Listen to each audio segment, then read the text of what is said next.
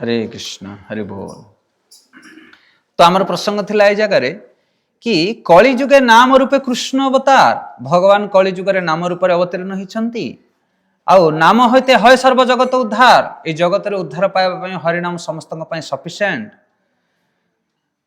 आउ शेष कहते नाम बिना कली काले नाही आर धर्म ए कली जुगे नाम को छाड़ी अन्य कौन प्रकार धर्म नाही जदि कहीं जने करूची ताहले से ठकामी रे पड़िबो बा लाभ पाइबनी आ शेष कहते सर्वमंत्र सार नाम यही शास्त्र मर्म आमे कहूनु एक कथा सबु शास्त्र मानक वर्णना करा जायछि कि जेते प्रकार मंत्र अछि सब मंत्र भितर सार होछि कोटा हरिनाम। बेले बेले प्रश्न पचारती लोक माने आज्ञा महामृत्युंजय मंत्र रही महामृत्युंजय मंत्र पाठ कले जने मल्ला मनीष मध्य बंची जीव सेटा बड़ ना महामंत्र बड़ हरि बोल आपण माने कौन भावुछन आ मल्ला मनीषटा बंची जीव सेटा केंदे बड़ हलानी एटा बड़ हो गला गोटे मृत शरीरटा को जीवन दे देला के महामृत्युंजय मंत्र मल्ला मनीषटा को जीवन दे देला तार काम हला से किंतु हरिनाम कौन शक्ति ना आत्मा को परमात्मा को मिसई पाला कौन बुझी पाला ना कहा कथा हेले आत्मार उद्धारटा श्रेष्ठ ना शरीर उद्धारटा श्रेष्ठ मल्ला मनुष्य को जीवन दान दवा माने कौन मृत शरीरटा को बंचे दवा एटा बड़ ना मृत आत्माटा को लेकिन परमात्मा पाखे पहुंचेबा जमिति आउ टिके उदाहरण देले बुझी पारिबे गोटे लोक वर्तमान भासी जाउची नई रे जने गला ता सार्ट टाको भिड़ी के आनदेला कौन बुझी पारतो ना नहीं किंतु लोक भासी गला कहला देखो भाई मु सार्ट नहीं के आसिले अरे मूर्ख सार्ट आनले कौन हो लोक तो भासी गला सेते ये शरीरटा होची कपड़ा आ ता भितरे आत्मा होची कौन बुझी पारतो ना नहीं व्यक्ति बांसाजी जेरिनानी जथा देह गीतार भगवान कहले आत्मार शरीर आत्मार कौन वस्त्र होचे शरीरटा ए वस्त्र परित्याग करके आ गोटे वस्त्र पिंधिबो एले महामृत्युंजय मंत्र कौन करे ना ए शरीरटाको बा ए वस्त्रटाको से कौन करे नवजीवन प्राप्त करे बा जीवन दान करे किंतु महामंत्र कौन करे ना भगवान को सहित आत्मा को संयुक्त कराए भक्ति प्राप्त कराए से महामंत्र पाठ करने द्वारा आम आत्मा कौन हुए मुक्ति प्राप्त हुए जमी आम उदाहरण देते पंजुरी आउ सुआ बा सारी सारी को उद्धार करिया बड़ ना पंजुरी को उद्धार करिया भल सारी ना नहीं सेटा हচ্ছে मुख्य से आत्मार प्रगति हुए भगवान नाम ग्रहण द्वारा से कली जुग जेते प्रकार मंत्र अच्छी को मंत्र पढ़िले तुम्हें पानी उपरे चली जाई परिवो को मंत्र पढ़िले तुम्हें निजको अलग रूप मध्य परिवर्तन करि परिवो को मंत्र रे सिद्धि अर्जन कले तुम्हें अन्य को वशीकरण मध्य करि परिवो विभिन्न प्रकार सिद्धि रहिछि किंतु सबुठारु बड़ सिद्धि मिले हरिनाम कले ताठार बड़ सिद्धि जगत रे नाही ए प्रसंग रे गोटे कहानी कहबा तापरे आगु को जीवा थरे जने शिवंकर जने महान भक्त थिले शिवं को सतरे से भल पाती ये जो सोमवारिया भक्त भलिया नुह से माने सोमवार केवल आम शिव मंदिर को जा मंगलवार बुधवार जाके चिकेन सेंटर ये भक्त नुह जे शिवं को माने से शिवंकर गुण को तांकर आचरण को धारण करे मु प्रतिदिन शिव भक्त ना कि सोमवार केवल को बुझी पारत ना नहीं कहा कथा रियल भक्त मुझे वैष्णव प्रतिदिन विष्णु भक्त सी पानी ग्लास पीले मत से भगवान को स्मरण कर तुम चिकेन खाला बेले शिव को स्मरण कर नहीं तो केमती भक्त तुम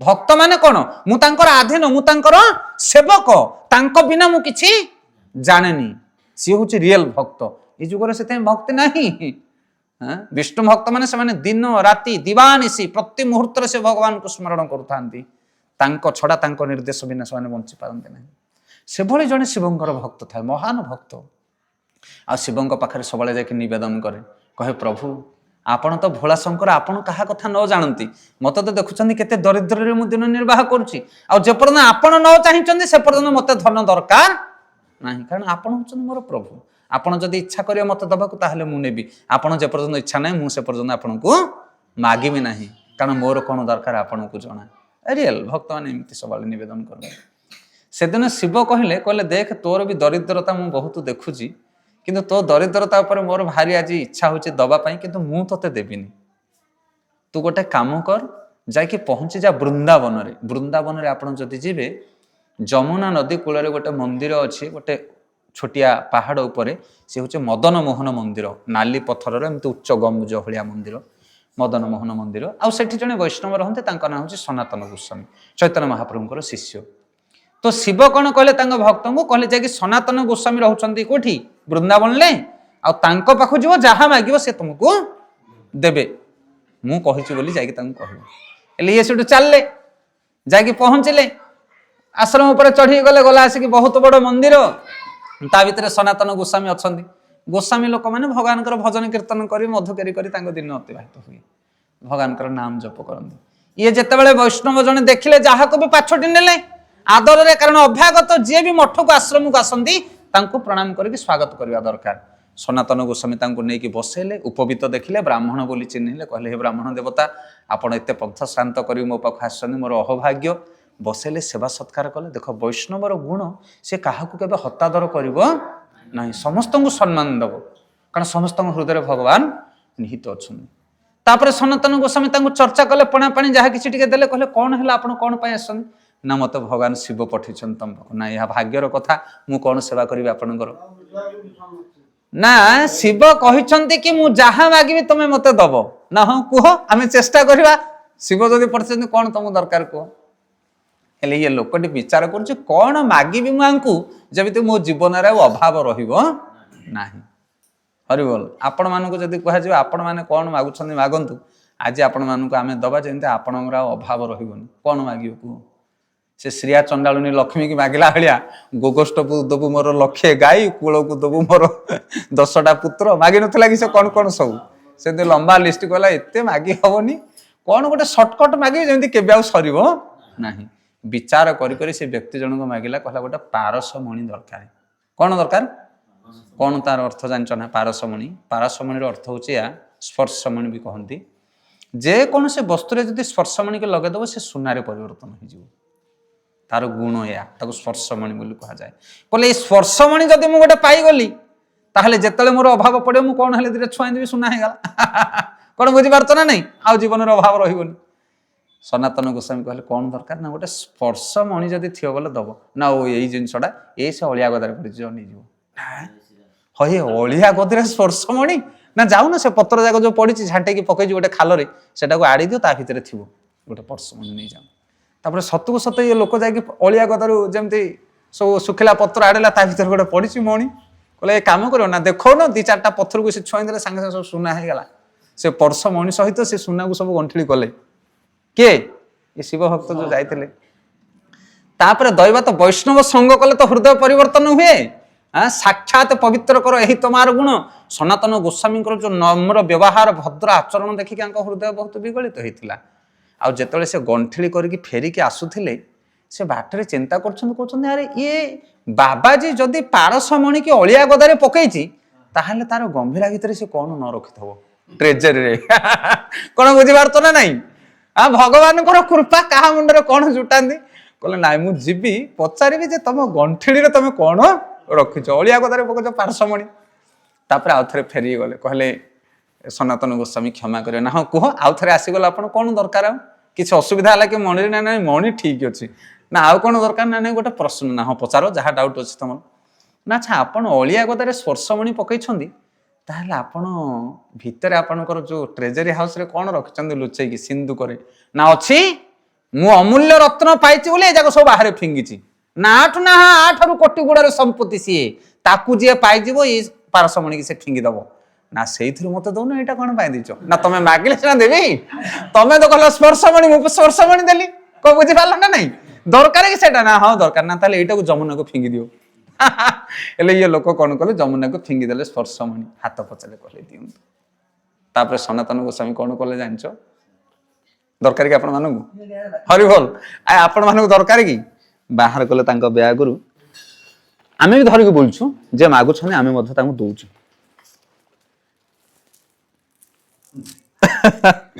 सनातन गोस्वामी तांको मुणीटा को आनले ता भीतर बाहर कले ये होची सेही मणि यही मणि की जे जीवन में पाइबा स्पर्शमणि मत छुईब ना ये कौन नाम चिंतामणि कहले नाम चिंतामणि कृष्ण चैतन्य रस विग्रह नित्य मुक्त पूर्ण शुद्ध अभिन्नत्व नाम नामिने आए पारसमणि छुआई देले खाली सुना मिलिबो किंतु खाइबा मिलिबोनी तुमको आ सुना कौन खाइब ना कौन आमर गोटे क्लास रे नथला कि सिलेबस कौन फूड एंड गोल्ड ना नथला सप्तम क्लास ना को क्लास रे सुना आउ ଖାଦ୍ୟ ଷ୍ଟୋरीटा ମୁଁ କହିଦେଉଛି ଥରେ ମନେ ପଡ଼ିଯିବ।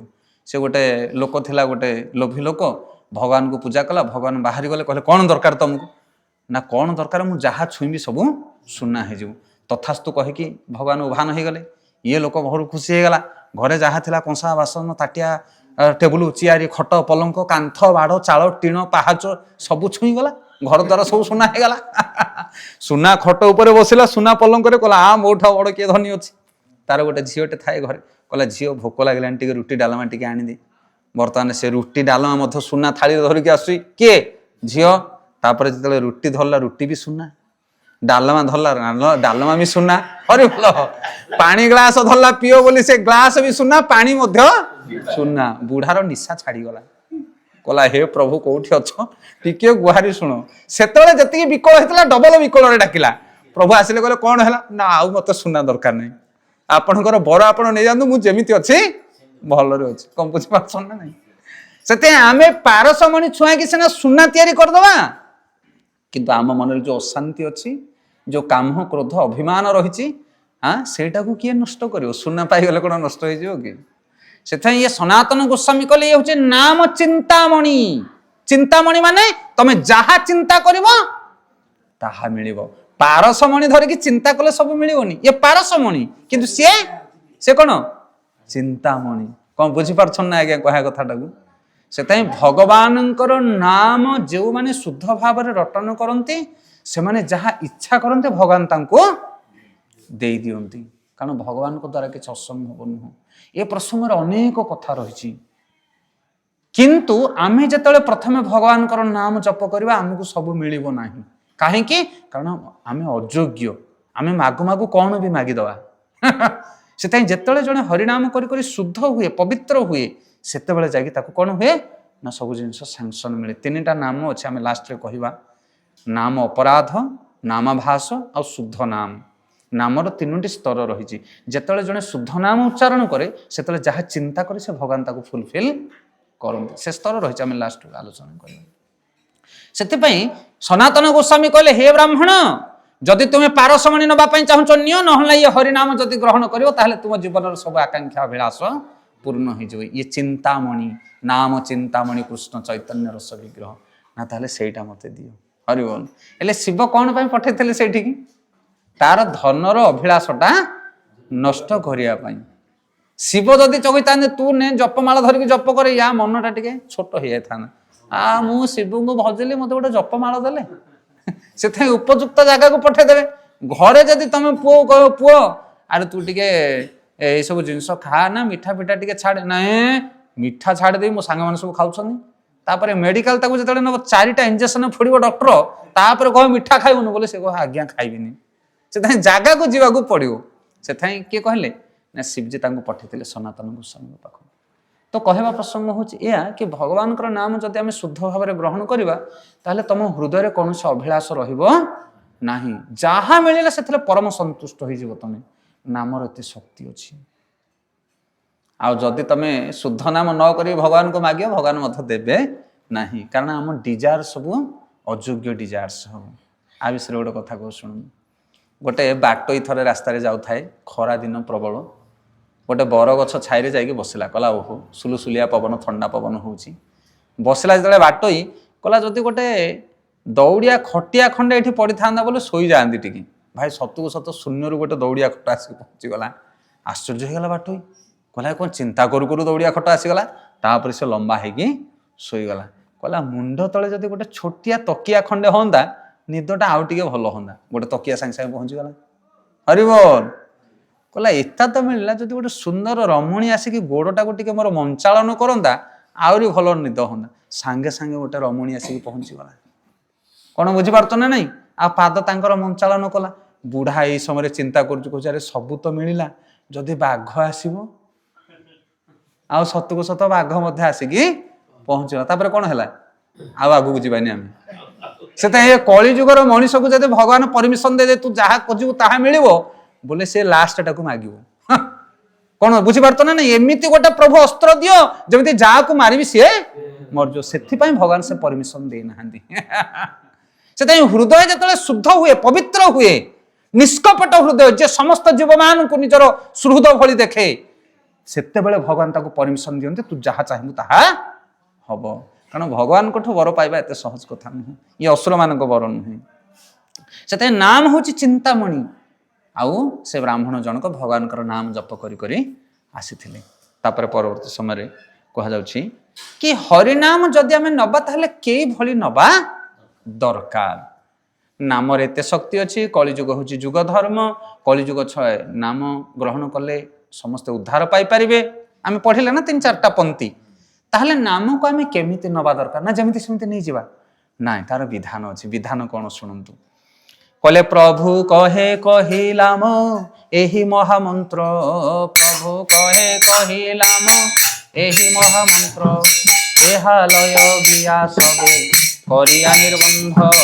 एहा लय गिया सबे करिया निर्बंध एहा हईते सर्वसिद्धि हईबे सबार एहा हईते सर्वसिद्धि हईबे सबार सर्वक्षण बल इथे विधि नहीं आर सर्वक्षण बल इथे विधि नहीं आर तो विधानटा केमिति कहले महाप्रभु देख प्रभु कहे कहिलाम एही महामंत्र को मंत्र नबा महामंत्र देखो आजिकल महामंत्र ना दुनिया प्रकार मंत्र ए चललानी गोटे गाँ को जी गले अष्टप्रहरी गोटे प्रकार मंत्र आउ गोटे गाँ को गले अष्टप्रहरी आउ गोटे प्रकार मंत्र किए कहूँ गोपाल मंत्र किए कहूँ महामंत्र किए कहूँ गुरु मंत्र कौन बुझीपार ना कह कथा भेराइटी भेराइटी मंत्र सब बाहर कि चैतन्य महाप्रभु कौन कहले प्रभु कहे कहिलाम एही महामंत्र हरे कृष्ण महामंत्र नवा दरकार हरे कृष्ण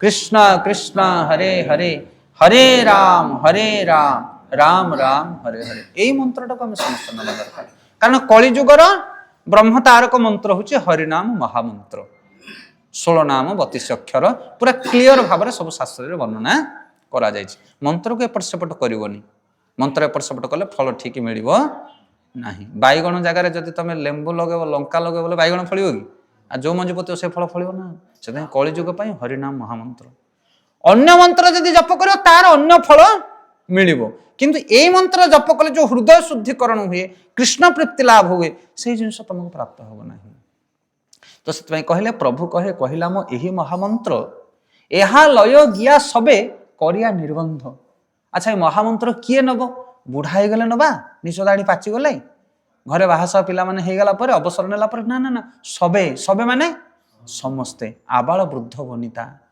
छोट पिला ठारू धरिके मृत्यु सज्जार साहित्य थिबा वृद्ध पर्यंत जे पाठ पढ़ुची चाकरी करुची जे व्यापार करुची जे चाष करुची जे माँ माने रोषेई करुछंदी जहा जे करुछंदी जो बयस हो किछि पातर अंतर नाही हाड़ी हो पाण हो पठाण हो युवक हो वृद्ध हो शिक्षित हो अशिक्षित हो गरीब हो धनी हो कारण जुग धर्म समस्तଙ୍କ ପାଇଁ समान समस्तଙ୍କ ପାଇଁ समान प्रभु कहे कहिलाम यह महामंत्र यह लय गिया सबे करिया निर्बंध निर्बंध माने कौन शपथ करके आम नबा कि मु प्रतिदिन भगवान नाम जप करी निर्बंध संकल्प जहाँ कह जाए आम संकल्प करुचे कि नहीं जदि भाविन तो अशौच हो कहार आगु को बोले आगु आम टे संकल्प हो जाऊे जहाँ फल जो वंशर दोष आपण को छुईब ना से महाप्रभु कहते निर्बंध माने संकल्प करके नियो कि प्राण चलीगले मु हरिनाम को छाड़बी ना एभली भाव में हरिनाम ग्रहण करिया दरकार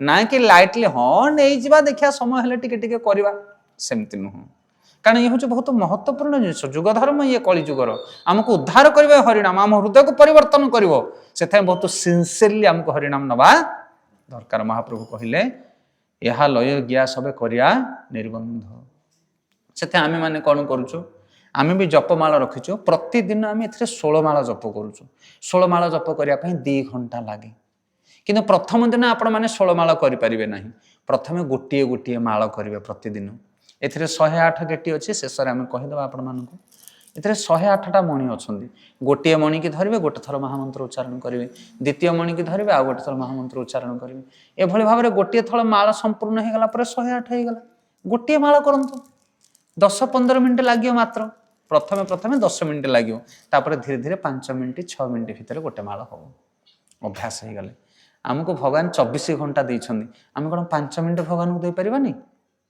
विचार करना आपण माने ये बहुत बड़ मूल्य नुह कि आपन को बहुत बड़ मूल्य ये प्रदान करिवो प्रतिदिन आम जदि गोटे 100 टंका गोटे सरा गाତରେ पकेबा मुदा पेड़ी रे ताहले वर्ष शेष को हमको बहुत टंका मिले किंतु जना पड़िबनी से धीरे धीरे प्रतिदिन आपण माने गोटे गोटे माळ करंतु तापर मासे कला पर आपण माने 2 माळ करिवे आउ गोटे मास कला पर आपण माने 3 माळ लाखे करिवे धीरे धीरे माळटा को अभ्यास करिवे देखिए आपण बढ़ी बढ़ी कर जीव शिल प्रभुपाद आमर इस्कन जे संस्थापक आचार्य तांकर गुरु महाराज तांको 64 माळ कहिथिले करिया पई सब वैष्णव माने प्रतिदिन 64 माळ करंती 64 माने 8 घंटा जप करंती केवल से माने आपण जदि कलिकता केबे जिवे मायापुर नदिया नवदीप सेठी देखिबे भक्ति भक्ति विनोद ठाकुर जे प्रभुपादंकर गुरुंकर बापा भक्ति विनोद ठाकुर से मजिस्ट्रेट थिले जने कलेक्टर थिले सेठार आउ गवर्नमेंट तांको ब्रिटिश गवर्नमेंट गोटे रेलवे ट्रैक देथिला तांको घर को माने एते प्रभावशाली व्यक्ति थिले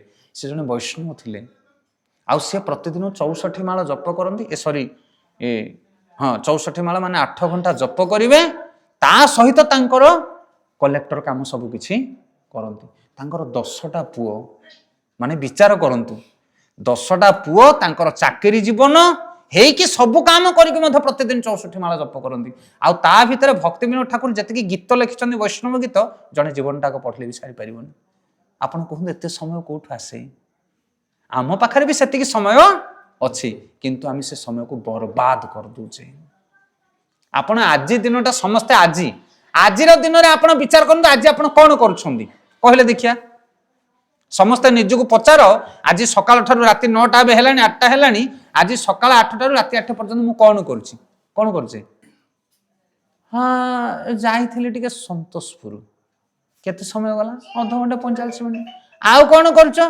ना टिके बिल आडे जाईथिले बुल्ली के आस्थिले हो आधा घंटा 45 मिनिट घंटा 2 घंटा गला आउ कोन करछो को बुझि परछो ना कहा कथा मां मान को जदी कहबो 2 बेला रोसई करछे 2 घंटा 4 घंटा रोसई करली आउ कोन करछो कपड़ा टिके धरली पानी टिके धरली या करी से करी अरे 4 घंटा 5 घंटा काम करू 12 घंटा भगवान दे सुनि पर सकाळ 6 रु संध्या 6 आ 12 घंटा सोनो सत्तरे मनुष्य को गोटे 12 घंटा देइछन भगवान ड्यूटी पई हमें कोन करि दोचे कि दिनटा को भितरे आ केते समय हमर बर्बाद होची तार ठिकाना नहीं सेता भगवान कर नाम जदि जण जप करिया को चाहबो ता पाखरे सफिशिएंट समय अछि ना नहीं सफिशिएंट समय अछि आमको भक्त माने बेले बेले प्रश्न पचारते आगे आमको सकाल बहुत काम होची आम कौन करूँ माँ माने सकाल ब्रह्म मुहूर्त जप कले भल मुझे कहे तुम कौन कम सका ना सका उठिले आम घर झाड़ू करुचु रोसे करुचु पिला खाଇବା बनाऊचु गुहाल कथा बुझुचु गाई गोरु अच्छा इत्यादि इत्यादि कम कहती मुझे पचारे तुम सका उठुच केते ना आम उठुचु 4टा बेले कि किए कहते 4:30 5टा बेले मुझे कहली जदि तुम 4टा बेले उठुच ताहले काली ठारू 3:30 बेले उठ अध घंटे पूर्व उठिब आउ सही अध घंटे भगवान नाम जप कर 4टा बेलू तुम आरंभ कर काम कौन बुझीपारे ना कहा कथा आम जिते बड़े उठुचे तार अध घंटा पूर्व आलाराम देक उठ ना से अध घंटे हाथ मार ना 6टा बेलू कम करी माने 6टा बेलू स्टार्ट करी मो ड्यूटी किंतु 5टा बेलू उठिले माने घंटाटे मुझे जप करी कि आमर बद प्रकृति कौन आम 6टा बेलू उठिले भी झाड़ू धरिया आरंभ करुचे 4टा बेलू उठिले झाड़ू धरिबा आरंभ करुचे आम भगवान को समय देवा टाइम ना कौन बुझीपार ना कहा कथा ना स्नान न करके हम किसी गाधुआ पाधा ये सब किसी दरकार ना जदि स्नान कर स्वास्थ्य ठीक अच्छे सुविधा अच्छे स्नान कर जदि स्नान करने सुविधा भी नहीं ताहले भगवान नाम तुम जप कर माला धरि पार आ विषय आहरी क्लीयर करदे आम पछक टपिक रही तो ये आम कौन कहले ना प्रभु कहे कहला मो यही महामंत्र यह लय गिया सब करिया निर्बंध निर्बंध माने कौन शपथ करके आम नबा कि आम प्रतिदिन भगवान नाम टिके अल्प करवा बेले बेले आम घर मानक छुआ मान कहू अरे टिके जप करन सकालू से कहे ना ये पढ़ा लोड अच्छी ये अच्छी सी अच्छी आम जप कर समय ना अरे कर भाई यहीटा प्रथम ड्यूटी आम कहू जब तुम जप न कर माँ जब रोषे न कर गोटे दिन केमती हम रोषे न कले केमती हम जिते कष्ट है से रोषे करुँच रोषे कले आम खाऊचे भोजन करुचे सेमती भगवान नाम जप कर जरूर कर तापर कहते ଏହା ଲୟ ଗିয়া সবে করিয়া নির্বন্ধ ଏହା হইতে সর্বসিদ্ধি হইবে সবার। তারপর লাইনে মহাপ্রভু কହୁଛନ୍ତି এই ভগবানଙ୍କର নামକୁ যদি জଣେ গ্রহণ করিব তাহলে তার ସବୁ প্রকার সিদ্ধি হব। এবে যেମିତି দেখন্তু লক্ষ্মী পূজা জଣେ কোন ପାଇଁ କରୁଛି? পয়সা ପାଇଁ। ସରସ୍ୱତୀ ପୂଜା কোମାନେ କରୁଛନ୍ତି? বিদ্যা ପାଇଁ, স্কুল কলেজ মানে করে। কালী পূজা কোন ପାଇଁ କରୁଛନ୍ତି? তন্ত্র সাধনা ପାଇଁ। শিব পূজা কোন କରୁଛନ୍ତି? অকর্মে কর্মদায়ক পুଅ হଉନଥିଲେ পুଅ হব। না বুঝিপাରୁଛନ୍ତି না କହିବା କଥା? ସବୁ ଦେବୀ ଦେବତା ମାନଙ୍କୁ ଲୋକେ ବିଭିନ୍ନ ପ୍ରକାର ଆରାଧନା କରୁଛନ୍ତି ଅଲଗା ଅଲଗା ଡିଜାୟାର୍ସ, ଅଲଗା ଅଲଗା ଅଭିଳାଷ ପାଇଁ। କିନ୍ତୁ ମହାପ୍ରଭୁ କହୁଛନ୍ତି ଯଦି ଜଣେ ଭଗବାନଙ୍କର ନାମ ଜପ କରୁଛି ତାହେଲେ ଆଉ ଅନ୍ୟ ଦେବୀ ଦେବତା ଆଡେ ବୁଲିବା ଦରକାର ନାହିଁ।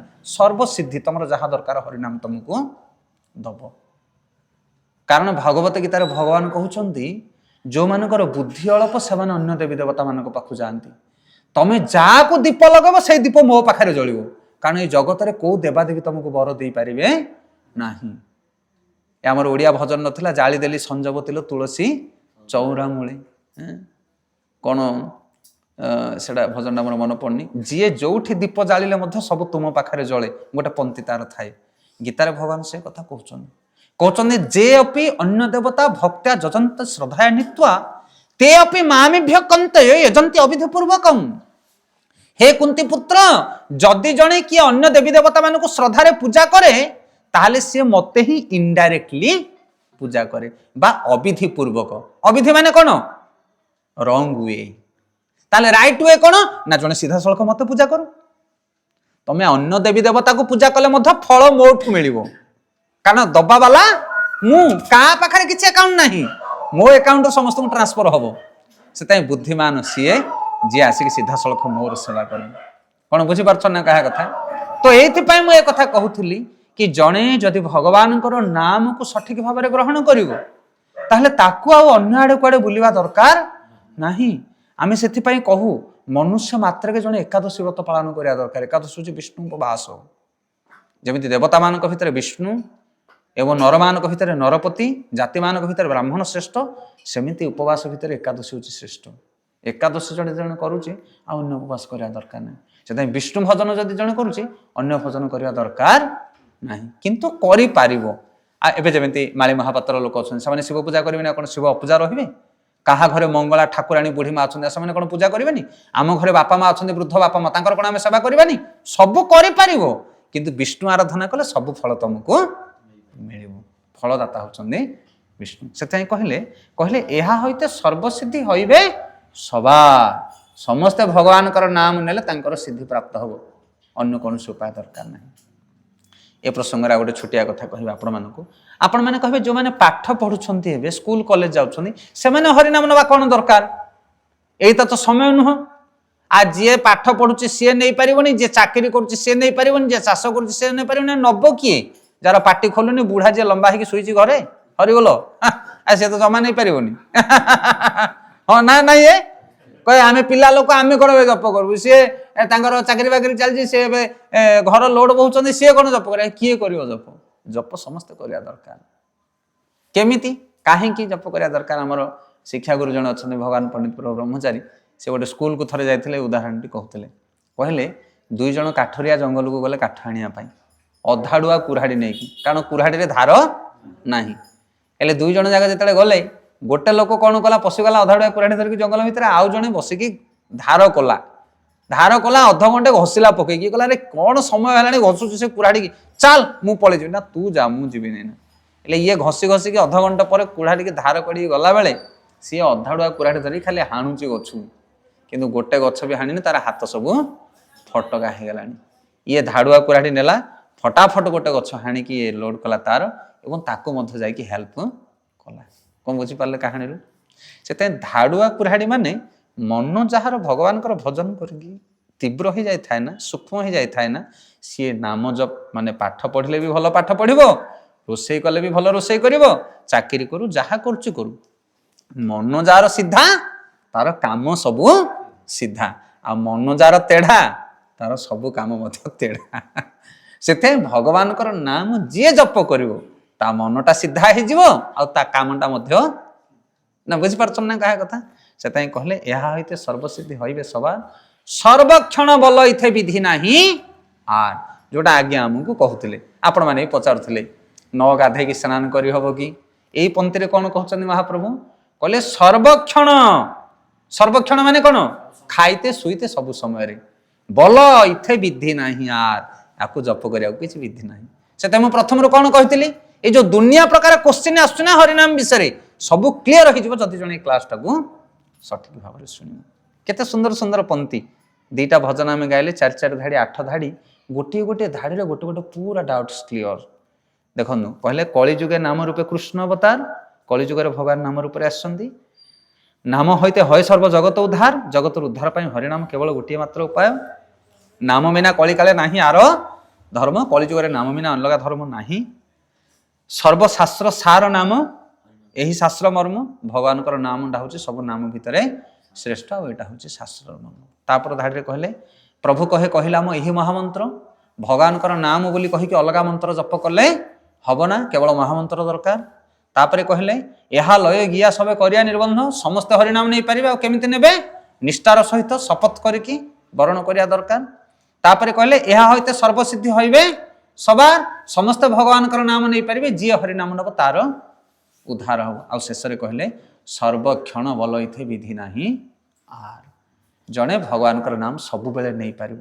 ଛୁତୁରିକା ମୁତୁରିକା ଅଣୁସୁଦିଆ ସୁଦିଆ ଗାଧୁଆ ଅଗାଧୁଆ ହରିବୋଲ ସବୁବେଳେ ଜଣେ ନେଇପାରିବ। ଲୋକେ କହୁଛନ୍ତି ଆମର ଅଶୌଚ ହେଇଯାଇଛି, ଆମେ ନାମ ଧରିବାକୁ ହବ?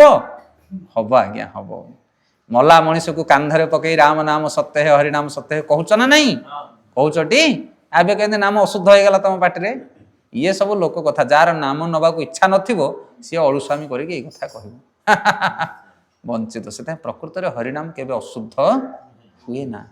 ଗଙ୍ଗା ଜଳକୁ ଛୁଇଁ ଦେଲେ ଛୁଆଁ ହେଇଯିବ କି? ସେ ପରା ଗଙ୍ଗା ପବିତ୍ର, ସେ ତ ଜଗତକୁ ପବିତ୍ର କରିବ, ଆଉ ତାକୁ ଅପବିତ୍ର କେମିତି କିଏ କରିପାରିବ? ସେଥିପାଇଁ ସର୍ବକ୍ଷଣ ମାନେ ପ୍ରତି ସମୟରେ ଆମେ ହରିନାମ ନେଇପାରିବା। ଯଦି ତମର ଦେହ ଠିକ ଅଛି, ସୁସ୍ଥ ଅଛି, ତାହେଲେ ସକାଳୁ ସ୍ନାନ କର, ଶୌଚ ଭାବରେ ବସିକି ଭଗବାନଙ୍କର ନାମ ନିଅ, ବଢିଆ। କାହାକୁ ଥଣ୍ଡାରେ କିଏ ସ୍ନାନ କରିପାରୁନି, ଗାଧୋଇବା ପାଇଁ ଅସୁବିଧା ଅଛି, କିଏ ଟ୍ରେନ ଉପରେ ଅଛି, କିଏ ପ୍ଲେନ ଉପରେ ଅଛି, ହଁ କି ନାଇଁ? ସୁବିଧା ନାହିଁ ଗାଧୋଇବାର, ତାମାନେ ସେଦିନ ନାମ ଜପ କରିବନି? କରିବ। ନାମରେ ନୋ କମ୍ପ୍ରମାଇଜ। ପ୍ରତିଦିନ ଭଗବାନଙ୍କର ନାମ ଜପ ଆମେ ସକାଳ ପାଇଲେ କରିବା।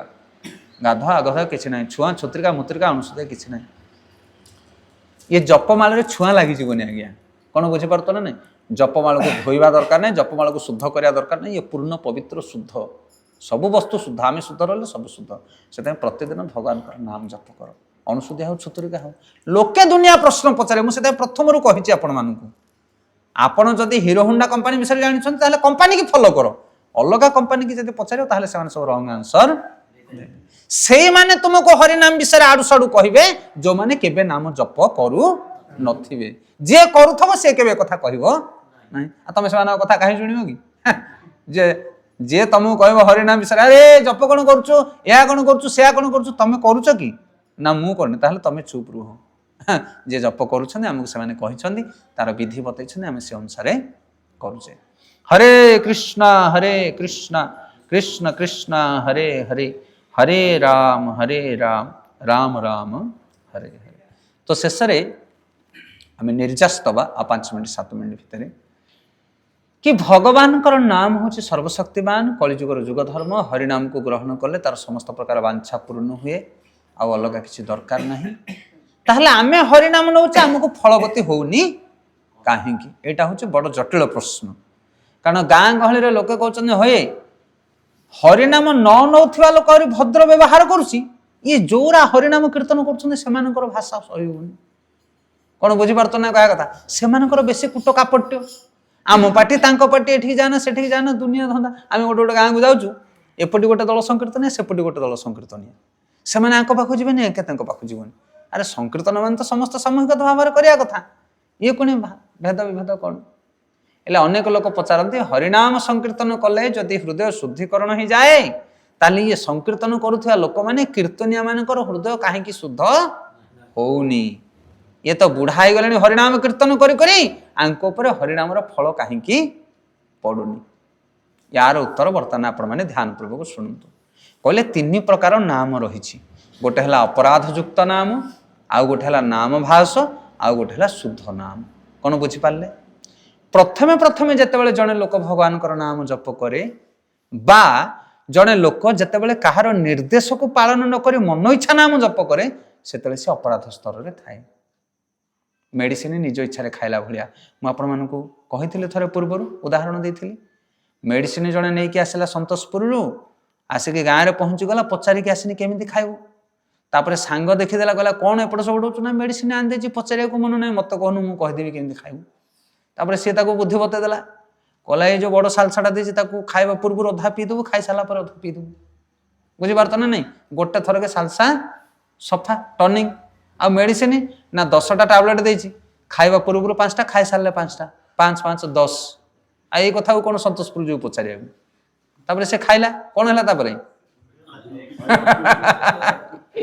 से आमे जदि कीर्तन करुचे हरिनाम करुचे ताहले किए हेले जने गुरु को पचारिकी कर मेडिसिन खाओ डॉक्टर को पचारिकी ना मन इच्छा खाइले हबो से मानकर उपरे हरिनाम प्रभाव पड़ेनी जो माने मन इच्छा भगवान नाम जप करती मन इच्छा कले हबनी किए जने कहार निर्देशन रही जदि आमे नाम जप करवा ताहले आमर हृदय शुद्धिकरण हम से आजिकल जो गाँ गहली संकीर्तनिया भाई मैंने अच्छा से मैंने क्या मानती नहीं तांकर गुरु गौरांग कहीं ग्रहण तांकर नहीं सी निज इच्छा जहाँ करेंगे आ संकीर्तन पार्टी भाई मैंने जाओ जाओ आगे पान बीड़ी गंजेक गोटे आगे बुजुड़ी खोला हम से आरंभ हम संकीर्तन प्रकृत में हरिनाम जो मैंने ग्रहण करते नशा पान करने कथा नुह कि तो शिखी ना से कथा कारण तांकर गायक जी सी तो तांकर गुरु जी आसो शिक्षा को संकीर्तन शिक्षा सी तो बीड़ी पान गंजे खाई आ शिष्य मानक सी खाई खाई कर कौन भूल से उपयुक्त गुरु जदि आम नाम को ग्रहण करवा आचार्य मान आम नामर फलटा पाइपर तो नाम अपराधर अर्थ हूँ जो माने निज मन इच्छा करती नाम अपराध कह जाए आउ नाम अपराधर अर्थ हूँ जे प्रथमे प्रथमे भगवान नाम जप करे सी अपराध करे जमी उदाहरण स्वरूप आप भगवान नाम जप करने आज गोटे माल नहीं पलैले जप माल नहीं गले जप करेंगे जप करुवा समय आप निद आसीज जप कर समय आप भूलीजे जप करने समय क्या सहित कौन कथा एणे जप करुवे सीडे जाते नॉनभेज खाई दूसरे हाँ कि नहीं जप करुवे घरे अलग खराब जिनस हो कि क्या कौन गाली गुलज कर दूसरे यहाँ सब अपराध हम आपड़ कहे ताहले आम जप नबू ना आम तो आमिष छाड़ी पारूनु आम तो गाली गुलज कर दौचु आज्ञा तुमको मुंडिया तुम जप को मुंडिया नाई नाई नाई जड़े जदि साइकेल पड़ीज बोली कहीकि साइकेल जमा धरबनी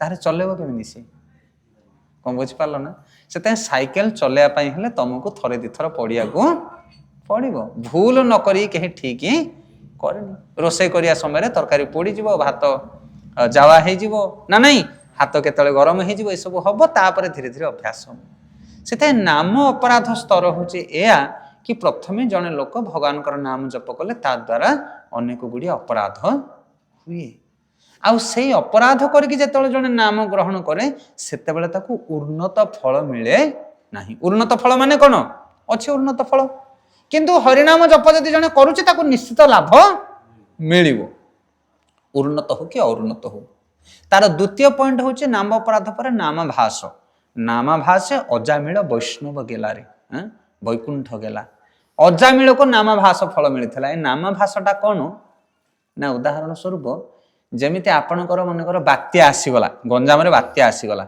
बात्या जिते आसला ओडिशा सरकार कौन कला हेलिकप्टर छाड़ा चारिआडे जो मैंने अच्छा से रिलीफ दि जाऊ लोक मैंने जो अलग अंचल अच्छा पानी घेर भितर उठे दि जाऊ हेले आम ये बर्तमान अच्छे चारिपटी पानी घेरीगला नदी पानी आउ हेलिकप्टर आसिक आम गाँ मझे पड़ा आमको 4-5 जन को उठेकी नेला रिलीफ देला हरिबोल तापर बन्या बात्या छाड़ीगला बर्तमान सुखिला होगा पाग आपण गाँ मझी की बैग धरिकी आसवे कहे ये आसला हेलिकप्टर मुझे उठिकी जी बोले हम किए एबे आसबनी कहीं कारण से समय आपातकालीन भाव में आसी से आमे कौन करती कलिजुगर लोक मैंने कहते आ जीवन टाक पाप कर माछ खाओ मांस खाओ एस कर मल्ला बेलू को हरिनाम करके उद्धार हो से सुविधा नाही ताको नामाभास स्तर बोली कह जाए से आमे कौन करिया पड़ो ना पिलाटी दिन भगवान नाम को अभ्यास करवा दरकार आ नाम अपराध को डरबेनी मु माछ खाऊची मु मांस खाऊची मु बीड़ी टाणुची मु गंजे खाऊची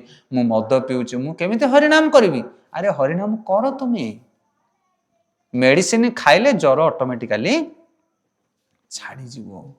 ତୁମେ ଯଦି ଭଗବାନଙ୍କର ନାମକୁ ସଠିକ ଭାବରେ କରିବ ତାହେଲେ ଦେଖିବ ଧୀରେ ଧୀରେ ସବୁ ଜିନିଷ ତମଠାରୁ ଦୂରେଇ ଯିବ। ଆଜି ଆପଣ ଇସ୍କନ ମନ୍ଦିରକୁ ଯାଆନ୍ତୁ, ହଜାର ହଜାର ଲୋକମାନେ ବିନା ପିଆଜ ରସୁଣ ମାଛ ମାଂସ କିଛି ଖାଉନାହାନ୍ତି, ଶୁଦ୍ଧ ଶାକାହାରୀ ଖାଇକି ସେମାନେ ବଞ୍ଚୁଛନ୍ତି। ଆପଣ କହିବେ ଆମିଷ ଛାଡ଼ି ଦେଉଛ ତମେ? ନା ହଁ ଛାଡ଼ି। କେମିତି ତମେ ଛାଡ଼ିଲ? ହେ କଣ ଛାଡ଼ିବାକୁ କଣ ପାହାଡ଼ ଡିଆକୁ ପଡ଼ିଲା ନା କଣ? ତାଙ୍କୁ କିଛି କରୁନାହାନ୍ତି ଆଜ୍ଞା, ଭଗବାନଙ୍କର ନାମ ଜପ କଲେ, ଭକ୍ତି କଲେ, ଆମିଷ ଛାଡ଼ିଗଲା। ଏବେ ବିଶ୍ୱାସ କରିବେନି, ଯେଉଁମାନେ ଆମିଷ ବର୍ଷେ 2 ବର୍ଷ 3 ବର୍ଷ ଛାଡ଼ିଛନ୍ତି ସେମାନଙ୍କ ପାଖକୁ ଯଦି ଆମିଷ ନେବ ସେମାନେ ବାନ୍ତି କରିଦେବେ, ଏତେ ଘୃଣା ଲାଗୁଛି ସେମାନଙ୍କୁ। ସତ କି ନାହିଁ? କାର୍ତ୍ତିକ ମାସଟା ଯଦି ତମେ ମାସେ ଛାଡ଼ିଥିବ, ପ୍ରଥମେ ଖାଇଲେ କେମିତି ଲାଗୁଛି କହିଲେ? କାରଣ ଖରାପଟା ସବୁବେଳେ ଖରାପ। ମଦଟା, ବିଡ଼ିଟା, ଗଞ୍ଜେଇଟା ଇଏ କ'ଣ ଭଲ ଜିନିଷ? ପ୍ରଥମେ ଯେତେବେଳେ ବିଡ଼ି ଗଞ୍ଜେଇ ଗୋଟେ ଲୋକ ଷ୍ଟାର୍ଟ କରିଥିଲା, କେମିତି ଷ୍ଟାର୍ଟ କରୁଛି? ବହୁତ କଷ୍ଟରେ ଷ୍ଟାର୍ଟ କରୁছে ନା ନାହିଁ? ଟାଣି ପାରୁନଥିବ, ଖାଇ ପାରୁନଥିବ, ଖାସିକିରି ବହୁତ କଷ୍ଟରେ, ତାପରେ ଅଭ୍ୟାସ ହେଇଗଲା ପରେ ଗାଡ଼ି ଚାଲୁ ହେଇଗଲା। ଏବେ ଆଉ ଛାଡ଼ି ହେଉନି। ସେଥିପାଇଁ ଆମେ ଖରାପ ଅଭ୍ୟାସ ଅନେକ ଗୁଡ଼ିଏ ଧାରଣ କରିଛେ।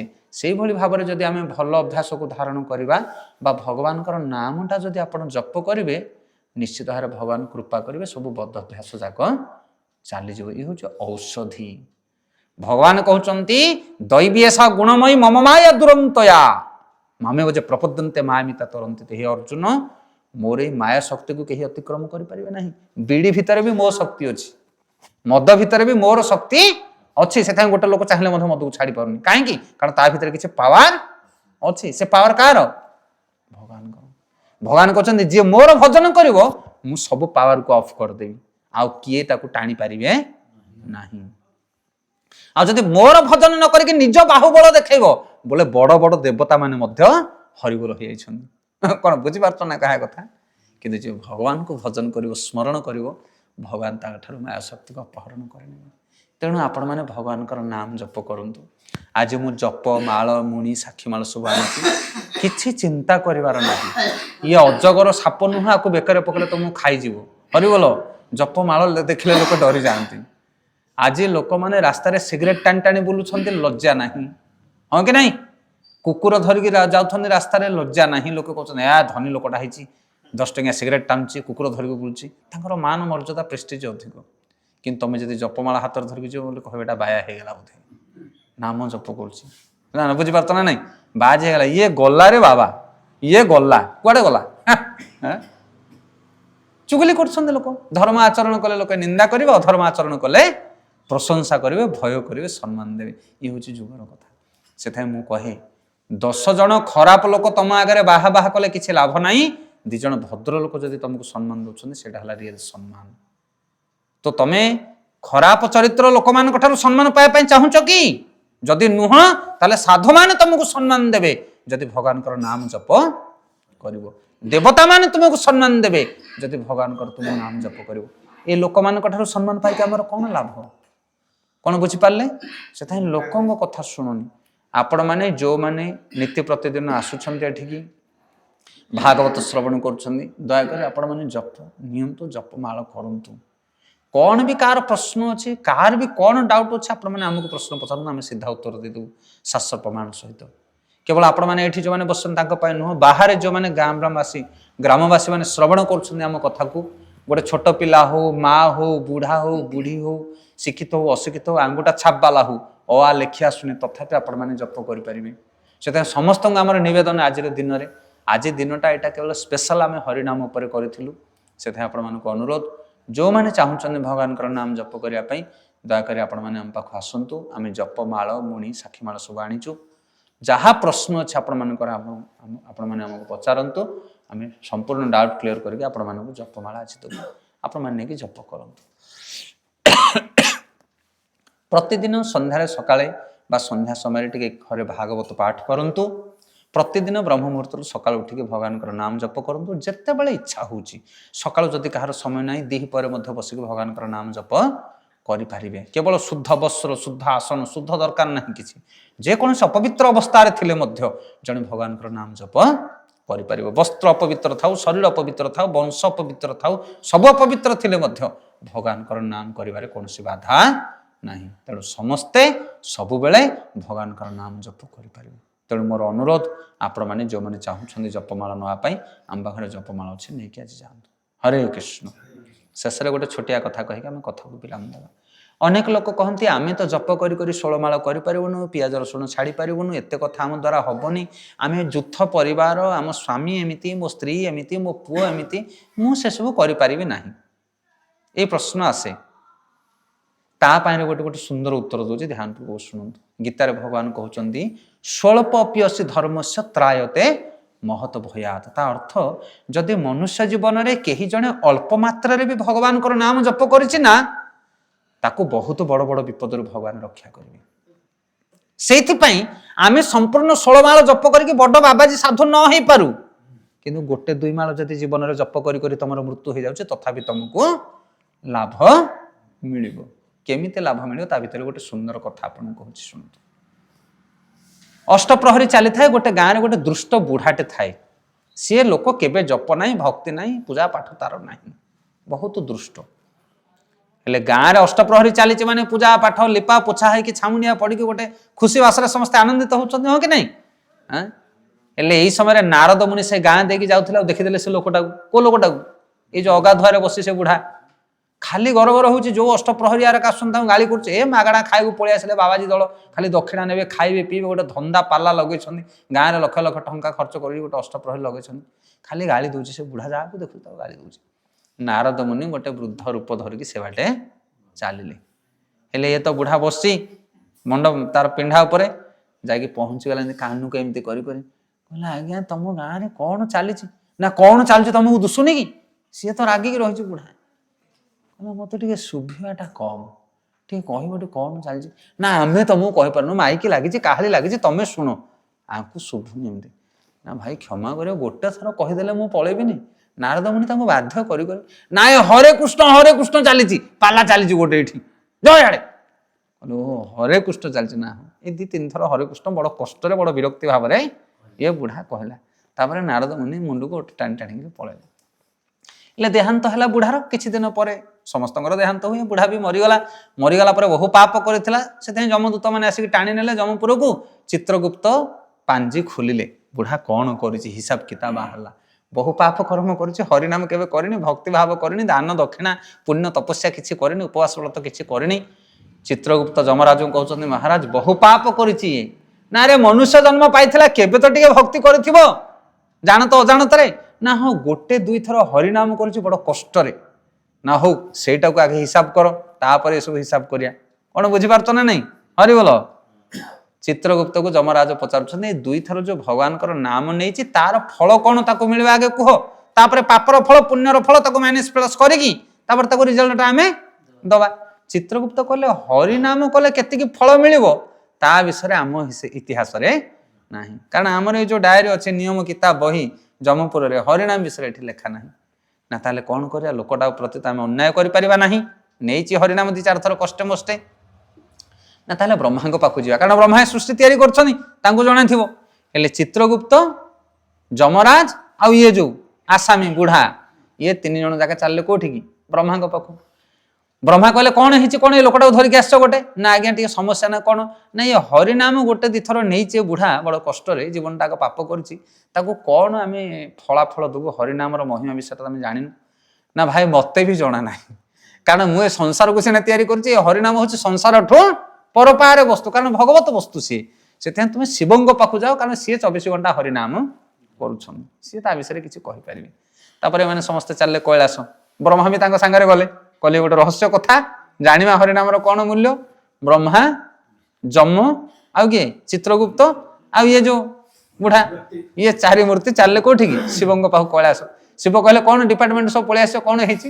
ନା ଏମିତି ଏମିତି ଘଟଣା। ଶିବ କହିଲେ, ଆଜ୍ଞା ମୁଁ 24 ଘଣ୍ଟା ହରିନାମ କରୁଛି, କିନ୍ତୁ ତାର ଅଗମୂଳ ଏପର୍ଯ୍ୟନ୍ତ ମୁଁ ପାଇନି। ସେଥିପାଇଁ ଯାହା ନାମ ତା ପାଖକୁ ଯିବା, ବିଷ୍ଣୁପୁରକୁ ଚାଲ ଯିବା। ଶିବ କହିଲେ, ମୋର ବି କୌତୁକ, କରୁଛି ନାମ ଜପ, ତାର ଫଳଟା ଶୁଣିବା।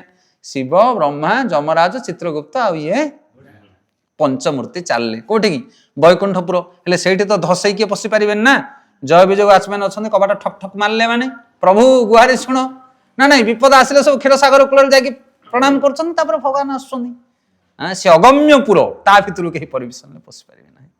तापर भगवान विष्णु आसिक पहुँचले द्वार देश कहले हे कौन देवता मैंने समस्ते ना एमती एमती घटना ये लोक हरिनाम 2-4 थर कर बहु पाप कर तार फल कौन ना ता फल हूँ जी मर्त्य मंडल रहीकि भगवान नाम जप कर तुम्हें सबू देवता मैंने कांधेकी मो पाखु आण आउ जे मो पाखु थरे आसो सी आउ फेर ना से तुम चली जाओ ताको भितर को छाड़ दियो हरि बोल से पापी विष्णु को दर्शन करके उद्धार पाइला आउ समस्ते फेरिकी आसिले निताय गौर प्रेमानंद से हरिनाम फल एत शक्ति जीवन में थरे भी 2 थर जदि जन भगवान नाम कर मूल्य ताको निश्चित मिल आम संकीर्तन से गाऊ संकीर्तन कह जाए सुमेरु तुल्य सुवर्ण दान नातुल्य नातुल्य गोविंद नाम सुमेरु पहाड़ भाया जड़े जड़े सुना दान दिए ताकू जी लाभ मिल गोविंद नाम गोटे थर उच्चारण कले से लाभ मिल बुझीपार तो कह कथा